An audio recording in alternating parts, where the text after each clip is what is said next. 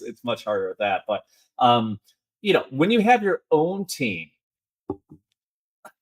this comes down to, so I actually used to teach leadership class. Okay. And one of the things in my leadership class that I would teach, I taught this both like at a university and I've taught it at PayPal as well, is that everyone has their own leadership style.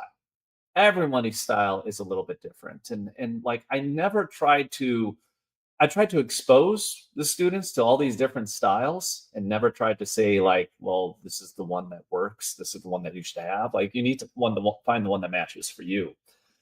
But in creating that culture of innovation, like I think a lot of it, to me, I would always kind of focus a little bit more on servant leadership. Like I was there to serve my team.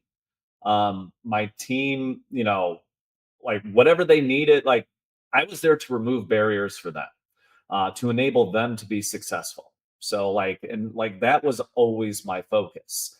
And there were certain things like innovation and creativity, which I think would help them be successful in their jobs, and they were because of that.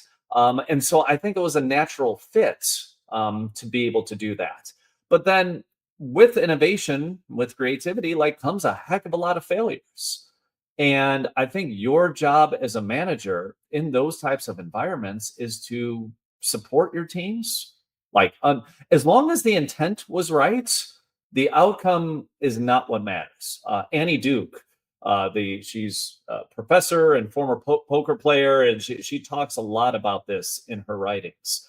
Um, I think too often in the business world, we're focused on the outcomes, and not as focused on what's, all the things that lead up to it. Because look, there are many things that can change an outcome, macroeconomic factors, and many other things that are outside of your control.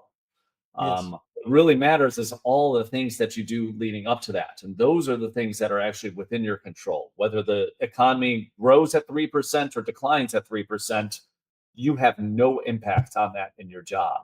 So it's focusing on the things that you can actually manage.